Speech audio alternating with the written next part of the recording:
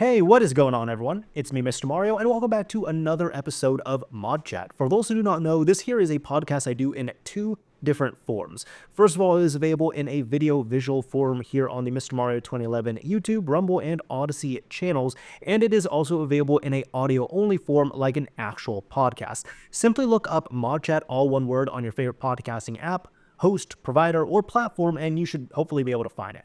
I know it's not available on all of them, but it is available on most of them. Either way, this here is a podcast where I come to you all at least monthly, and I talk about what's new in the world of video game modding, video game console modding, and just things that I find interesting, cool, things I want to share, maybe even do a little bit of show and tell. It's not necessarily a news show, but if people want to treat it as their news source, I mean, they're more than welcome to in that regard.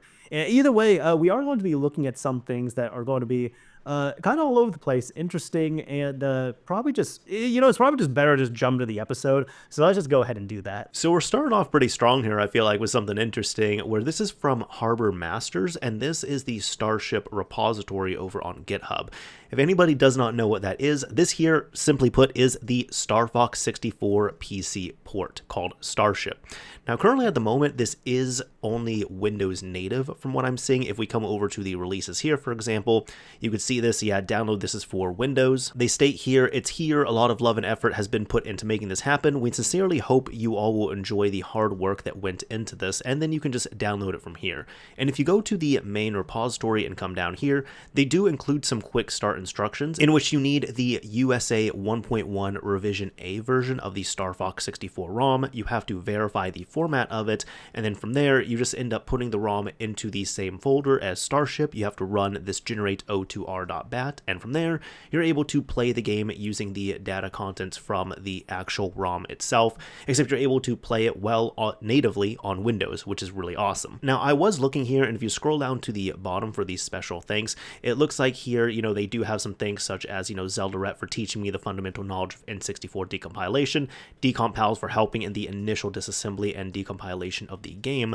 So it looks like here, at least as I'm understanding it, just from the context, this is a decompilation project. And I bring that up because there is a difference between decompilation and recompilation, and we've seen projects from both of them. They even have a Discord invite to the Ship of Harkinian Discord, so it is within the same community there, is what I'm saying. And this was developed by Sonic Deezer and Luix. I'll try and say those the best I can, but either way here, we've seen both types be implemented for essentially PC ports of N64 games. So the nice thing is, even though it is more effort on here, if you are decompiling the game ROM itself, while you are working and essentially deconstructing and decompiling the final ROM in order to get to the source code, in which you can then use that to do something such as, well, once you provide the game ROM data itself, you're then able to use a project like this, that as long as you bring over the game itself, everything has been updated and ported over to allow you to have a, not emulated, a native PC build of this. Now, like I said earlier, there is a Windows build currently out. It's been out for about a month or so. I have yet to try it here because, in all honesty, I've actually been waiting for a Linux port of this here. I'll show you what I'm talking about. Another one here is Shipwright, which is Ship of Harkinian, the repository for that, which is the same effort here except for Zelda 64. And I believe this one is Ocarina of Time, just the original one. I think 2 Ship to Harkinian is Majora's Mask. So yeah, that's what I recall. But if you come over to the releases for this, for example, you do see they have Mac, Windows, and Linux/Steam Deck. So I'm looking to play this on Steam Deck. I did look into it for Starship when it first came out, and there are ways where you can get this running, like the Windows build, you can get it running on Linux and on the Steam Deck, but it seemed to kind of be hit and miss for people, so I'm just going to be patient and wait for the Linux release to come out here, and then really try it on the Steam Deck, but so far, I've heard nothing but great things about it. Now, here's something that's been talked about a lot recently as well, and we're just talking about more ports here, but this here is DCA3, which is the game Grand Theft Auto 3 running natively on the Dreamcast, and this has been really possible thanks to the RE3 source code and the RE3 project. So they do have a dedicated site for it here, which this is exactly how it looks, right? It looks fantastic, and they definitely designed it like an older website, except, well, this is better than what it would have looked like, in all honesty. But they state here, experience the thrills of Liberty City, now in your beloved Dreamcast. DCA3 is developed upon the RE3 project, a free reverse engineering of GTA 3, and LibRW, an open source implementation of renderware. with the goal of pushing the Dreamcast's capabilities to the limit. Our challenge is to take a game that was technically complex and innovative for its time, making it run flawlessly on the Dreamcast, a machine with considerably less resources than other platforms available at the time. Interestingly, GTA 3 was originally planned for the Dreamcast, but was cancelled due to commercial reasons. This effort finally aims to answer the question that has intrigued fans since the dawn of time: could the Dreamcast run a game as complex as GTA 3? And the answer is yes, they have shown it on here. Now they state, this is a faithful experience, so experience the game as it was meant to be with great visuals and decent gameplay. It is open source, so it's been built on the RE3 and librw reverse engineering projects, ensuring accuracy and community-driven development. And they do have a first release available in which you can come over here, click on download here, and they do walk through the process on here, but they do state that you need to have an original PC copy of Grand Theft Auto 3, and then you need to use those data files, just like we talked about with Shipwright or Starship, any of those projects, or even if you tried other ports of RE3, like if you tried like RE3 on the Vita, for example, or on the Switch, you need to bring over your own data files themselves. However, they do have a guide here saying this is how you can create your own CDI image, so you can just go through the process here and it walks you through how to do that. And of course, for the actual project itself, you can click on the download button and you'd need to come over here, and this is where you need to download your build and such for this. Now we can look at some screenshots over here, so just looking at this, and these are all like running on the Dreamcast, and this looks great. I mean, the resolution is low, mind you, because it is running on the Dreamcast's resolution,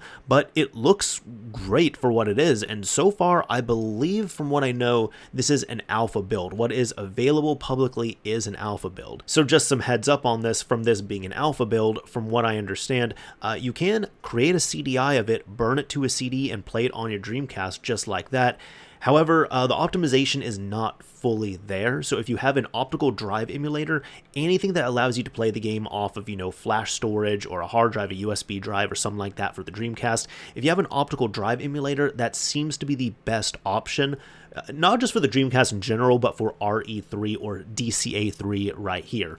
On top of that, from what I had heard and understand, so far in the alpha release, the game is not completable. I believe it's bomb to base, so that's one of the last missions on the first island.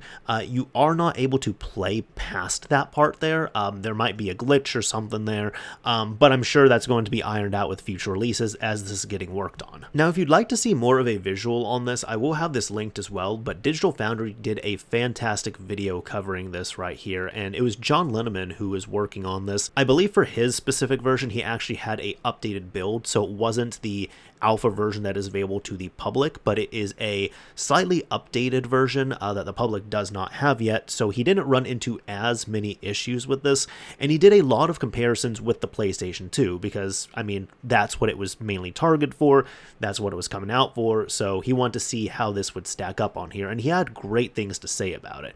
You can see right here, yeah, there are like some jaggies and such on this. It's not going to be the best looking game out there, but it still looks great. And of course, you got to realize this is running on the Dreamcast. This is not a commercial product. This here is an effort of the community and love and porting. So this is so cool to see overall, but he does a fantastic job kind of giving the play-by-play of it, talking about his own experiences with GTA 3 on the PS2 when he got it, and of course, playing it here on the Dreamcast. So I'm looking forward to more coverage of this, trying this out as well too. I will say though, this has made me happy to see. It's been really awesome seeing this like in full swing, actually working, and really getting a release that is playable now. Now, maybe not as open world as Grand Theft Auto 3, but the Dreamcast is still getting some love, and we are not going to be moving away from it just yet, because there is a project from J. N. Martin 84 which seems to have a final update here, and this here is Doom 64 DC, which is, well, a Doom 64 port to the Dreamcast. They state here, yeah, Doom 64 for Dreamcast. This was last updated January 17th of this year. And they say here some of the new features on this, like for example, enemy, projectile, and sector movement interpolation. Everything moves nicely and smoothly when the frame rate is above 30 frames per second. You can now customize control mappings. There's an uncapped frame rate variable with correct physics. So they state that 60 frames per second in the majority of the game with lights and normal mapping. And one nice thing is you can actually save to the VMU, so that's pretty great. This is, of course, like similar projects where you can come over to the releases. There is a Doom 64 Elf, and you do need to bring over the data files yourself in order to make this playable and work. However, if we want to see some screenshots of it here, they say that these are VRAM captures running on Dreamcast hardware. So you're seeing right here, this is Doom 64 ported over to the Dreamcast, and this is looking great as well too. Fantastic job on this. He even states though, lots of work went into this and I hope you all enjoy it. You will have to do a tiny bit of actual work to get this going. If you don't have 30 to 45 minutes to spare, just go play it on Steam and call it a day. The results are worth it though. So that's nice, he's at least honest about that. And just like we've seen with other ones, there is a build guide on here in which it walks through the process of, getting the actual source code and such on here, but even how to generate a Doom 64 disk image. It looks like it even seems to be compatible with the lost levels that Night Dive ended up putting out, so that's really cool as long as you get those WAD files. You can compile it if you want to from source, although there is an ELF file already, so we do have that there. And then from there, of course, getting it onto a CDI. So they state here, yeah, creating a disk image. Once you have built or downloaded the Doom 64 ELF, it's time to make a playable disk image, and they walk through the process of doing so as well here too. So overall, awesome to see. This has been a Portastic episode so far, and I'm personally all for it here. If we're getting some really cool stuff like this, especially on, older systems like the Dreamcast and just pushing them as far as they can go, I'm always all for this. If you thought we were done with Dreamcast stuff, we are definitely not here. This here is a tweet over from Falco, which I have seen him tweet a lot, and I know he's worked on DCA3, but it states here, Dreamcast developer on a quest to correct the timeline of video gaming history, working on the modern open source indie DC SDK and library OS Callistos. So we can go ahead and get this playing here, but he states here, I have something very special to share today. This is a hardware capture of Maxim Quad's port of the Zash 3D engine, which is compatible with the Half-Life engine, running on the Dreamcast online. Keep in mind, this is extremely early in the days of the port, with no Dreamcast-specific graphics optimizations or hardware-accelerated math routines yet, so performance still has a lot of room to drastically improve. Audio is literally just barely moved to the SPU for the first time just the other day too, so this is all very incredibly new. But here it is. The engine that wouldn't even run without being on an emulator that also needed to emulate the extended 32MB RAM modification, now running on a stock Sega Dreamcast with online multiplayer connectivity and mouse and keyboard support. Fantastic work from Maxim Quad. I really believe as this engine matures, it will be an incredibly powerful tool for Dreamcast developers and will potentially bring a lot of new software to the platform in the form of Half-Life engine mods. So this is super cool here because I know Half-Life officially it was ported to the Dreamcast. It was actually one of those games where I think it was complete or like almost complete, and it's out there, it's floating out there. I think it had a Half-Life Blue Shift on there as well too, but it was supposed to come out for the Dreamcast. It ended up getting canceled, but it's completely playable from what I understand from start to finish. But this here is Zash 3D, which is not that. However, this here is Zash 3D, which is different than that release. So if people are thinking, well, I can already play Half-Life on the Dreamcast, this is different than that. However, like he was saying right here, and we can even, kind of pull up the video, watch it again. You see, welcome to the Zash 3D Dreamcast port test server number 1. Not only this is Zash 3D, that project itself running on the Dreamcast, but this here is playable online too. Is it the best looking thing? No. Does it have the best performance? No. But we already talked about that with his tweet there. And it's really awesome to see this as well too. So just pushing these older systems, especially the Dreamcast, further and further, this is awesome. This is awesome right here. Love to see it. Now we are going to move away from the Dreamcast here, and we're going to go over to the PS3, so one newer generation here. However, this is from the Evilnat custom firmware side of house, in which 4.91.2, which has been in beta development for a while, has finally been released as of December 25th of last year, so it was a nice little Christmas present there. Again, I know there were tons of beta updates that were for 4.91.2, but we finally have a final release here. So they state here, Merry Christmas, Happy Holidays to everyone. PS3 custom developer Evilnat has dropped by the PSX Place forums on this Christmas day to present the final build 4.91.2 of the developer's PS3 custom firmware suite. After a series of open beta tests, 4.91.2 now officially drops the beta tag and in its final form for 4.91.2. For discussion and full details about this PS3 firmware release and the various custom firmware types offered in this suite of releases, check out the developer's release thread here in the forums detailing all of the various features and functions in Evilnat's latest releases, notes, and details for right over here. Now, they do have a quick little changelog right here in which some of the things we can read here, for example, are like patch DEX kernel to bypass the ambulance beep brick, which is a DEX kernel loaded with a CEX target ID. They have upgraded the convert to CEX and DEX functionalities with more security to avoid issues. And the same thing also happened with enable or disable support for DEX official firmware. For anybody who is running theirs in DEX mode with the DEX VSH, it has fixed the error 80710A06 when downloading packages or webman mod updates from the XMB, and I know that one typically it's related to needing to set the internet time properly on the PS3, but with the way this works here, since it's technically using like older developer or debug or DEX modules, from what I had seen, I believe it's the certificates that are related to the DEX firmwares themselves they were ported from that were a bit out of date, so that was able to get updated there. You're able to show Blu-ray drive information. He actually updated the PS1 and PS2 emulators built in there. They also, of course, added these ones here that were researched and developed by Mr. Jared Beta and Kosovrov. And even checking right here, let's see, we can check out the full release details in which there is a particular post right here, which it's the same changelog, and he even states it's been many months of development, research, and testing, but it's finally here. Apart from the improvements mentioned above, I will talk about the most important ones for me, but I want to add more things and features in the futures like wrap to bin or bin to wrap by Escort Do in Cobra 8.5, or try to patch DVD movie region completely, and more. Now, some of these I'll kind of gloss over or skipped if I called them out, like for example the ambulance beep trick, which is when a DEX kernel is loaded with the CEX target ID, so that has been fixed. Right here, actually, the error code for 80710A06 is a SSL Connect handshake error, and here we go, the DEX VSH does not have any reference to a valid certificate authority from the file calist.sir. So yeah, it was a certificate issue there. He talked about patching it and such on here, and in the end he says, now with digicert global root G2 data added, GitHub and GitHub IO pages, for example the unofficial flash writer and downloads, are now working again. I've only tested it there. If any errors appear, please contact me. And of course, you have a mega folder with all of the firmwares available. Now, the nice thing is I have actually ended up using this one.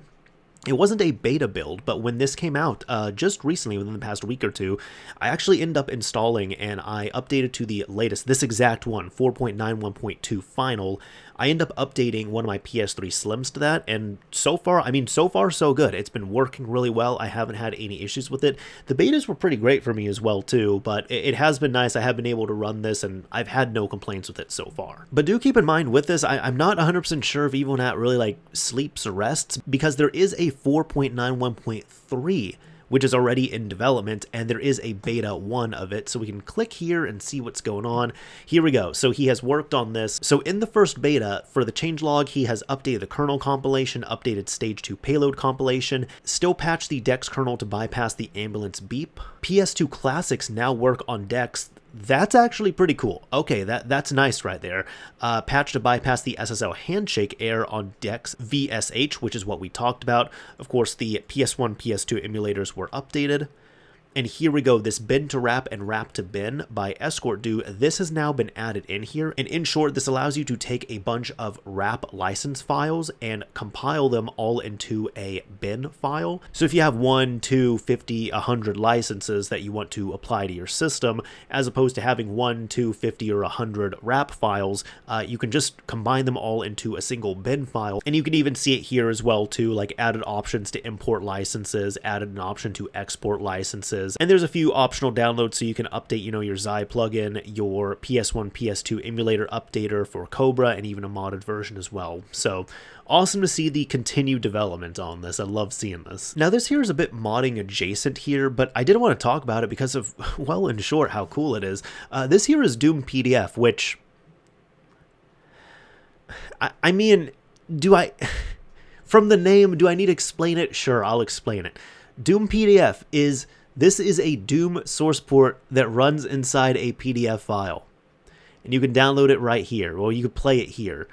So, in short, you know, where you have to get Doom running on everything, you could run it within a document now. You can run it in a PDF file at this point. Now, they do talk about it a little bit here, and they state JavaScript in a PDF. You might expect PDF files to only be comprised of static documents, but surprisingly, the PDF file format supports JavaScript with its own separate standard library. Modern browsers such as Chromium and Firefox implement this as part of their PDF engines. However, the APIs that are available in the browser are much more limited. The full specification for the JavaScript in PDFs was only ever implemented by Adobe Acrobat, and it contains some ridiculous things like the ability to do 3D rendering, make HTTP requests, and detect every monitor connected to a user's system. However, on Chromium or other browsers, only a tiny amount of this API service was implemented due to obvious security concerns. With this, we can do whatever computation we want to, just with some very limited input-output. And when he talked about porting Doom, just talking about this a bit, they state that the C code can be compiled to run within a PDF, and using an old version of Emscripten that targets ASM.js instead of WebAssembly. Then all that's needed is a way to get key inputs, a frame buffer, and a frame buffer for the output. Inputs are fairly straightforward since Chromium's PDF engine supports text fields and buttons. Getting a good looking and fast enough frame buffer is a lot more of a challenge though. Now, since this is a GitHub page, there is a way you can just, play this and download it. They say, play it here, so why not? Let's go over here, click this. Now, we're doing this in real time, right? As you can see, this is a Doom PDF. This is within my browser. I'm using Brave personally. Okay, that's Doom. This is the shareware version. From what I see, at the beginning, you are able to load up your own WADs if you want to. Type here for keyboard controls. Let's see. I'm just gonna see if I can get this going. So if I'm able to, I might just have to reload this. Hold on. Let's just do that. All right. I wonder how much better this would be actually if I just loaded up with an Acrobat. I'm kind of thinking about that now. But you can see here, use, all right, if we go down, go up, okay, actually, it took a little bit. There is a little bit of lag time there. You can see use, or can I hit enter on this? Yeah, sure. Knee deep. A little bit of a trip seeing this here. I'm not able to navigate up or down on this, but I'm trying to get through. This also goes back to this. I was thinking of loading this up with an Acrobat, but it states this PDF only works in Chromium-based browsers. So yeah, that's not going to be working here, unfortunately. The only thing you all are seeing right here is that, and you might be able to hear it, I have to click this like multiple times in order to get this really detecting on here. So let me see if we can at least get in game. There we go. Okay, I'm able to get in game. There, we can move around. All right. This isn't going to be the most optimal way to play, mind you, right? But can I shoot something? Let me see. Okay, we have the barrel here. We have the barrel.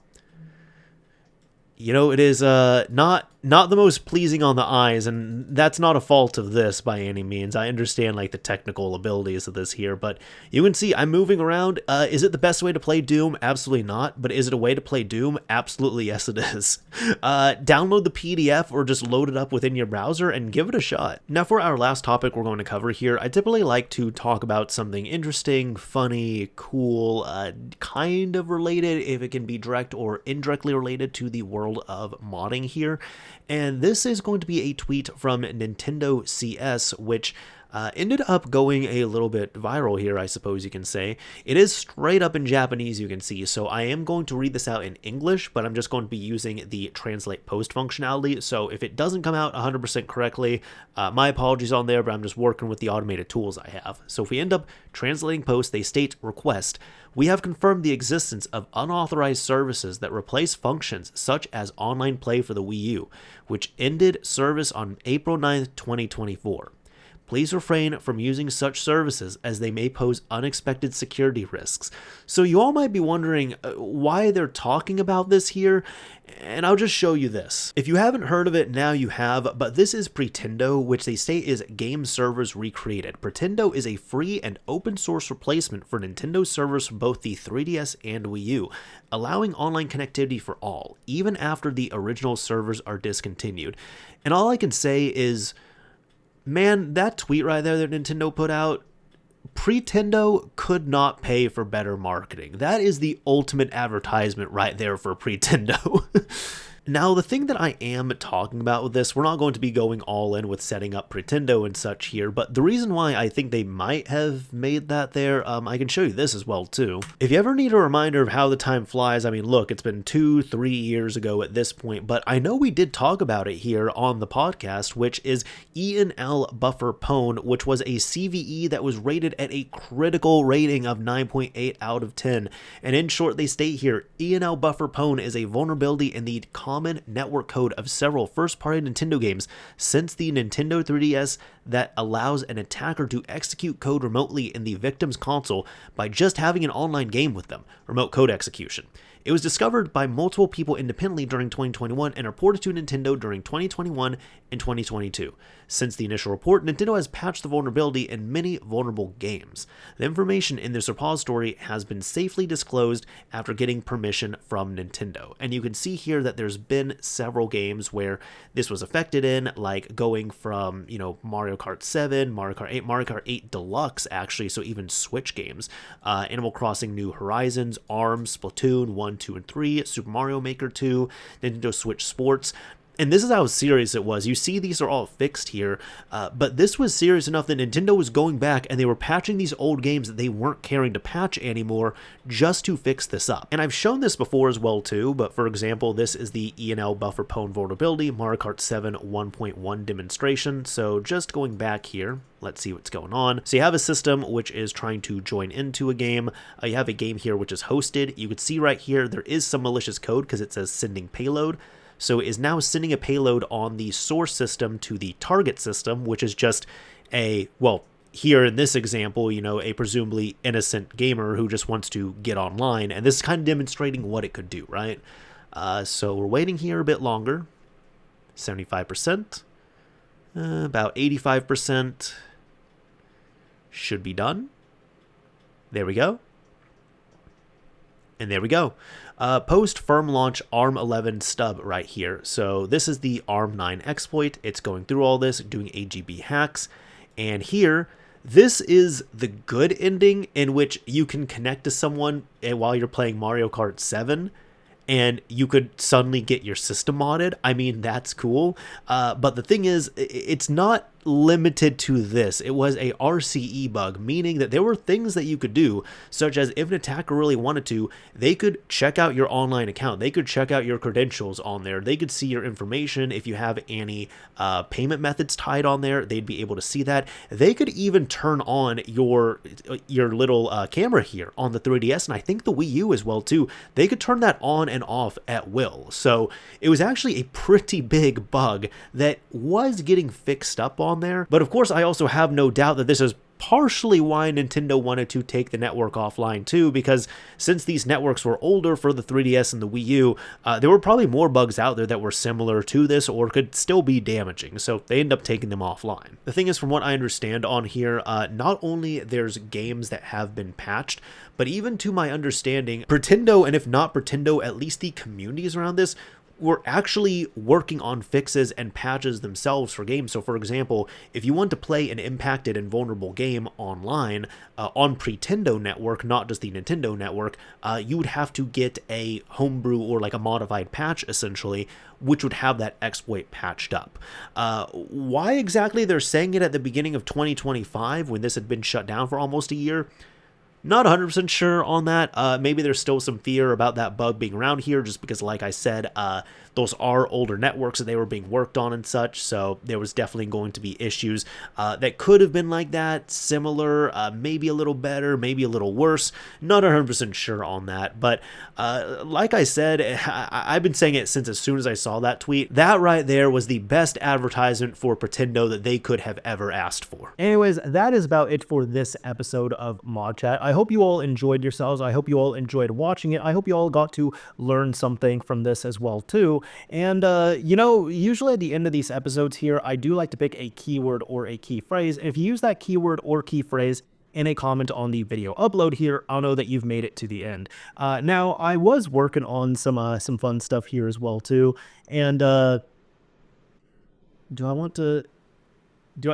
I'm just deciding if I really want to share. You know what? Let's just say no. I'm not going to give a hint on it. Maybe this will be a little bit of a hint, but it will be a lot more vague, I guess we can say. I have my CD burner right here, well, DVD burner, I guess you can say. This is one of these old like iHas models. The iHas 524B, so good for burning Xbox 360 backups, XGD3, all that fun stuff here. Do you have a preferred burner? Do you still have a Blu-ray or a CD or a DVD burner kicking around? What was your first burner? Do you remember how much it might have cost? I know myself, my family ended up getting one in about 2000, I want to say 2000, 2001, which was fun when, there was a ton of peer-to-peer networks all over the place, if you all might remember that. But we ended up getting a external HP branded, and it burned at like 4x speed at most, and I want to say it was like $200, something like that. But I will say though, despite it being slow, it was pretty mind-blowing at the time to be able to just grab music online, burn it onto a physical CD, and then play that wherever you wanted to, wherever there was a disk drive available. That was pretty cool. Anyways, let's use the keyword burner. Do you still have a burner? Like I asked, do you have a preferred one? Do you remember when the last time you used a burner to burn a disk was? Let me know in the comments down below in the video upload, and I'll know that you've made it to the end. Anyways, that is about it for this episode here. This is Mr. Mario signing off. Thank you all for watching, everyone. If you enjoyed this episode, a like would absolutely be appreciated. If you didn't like it, a dislike is fine as well, too. But as I always say, again, this is Mr. Mario, signing off for real this time. Thank you all for listening and watching, everyone. And until next time.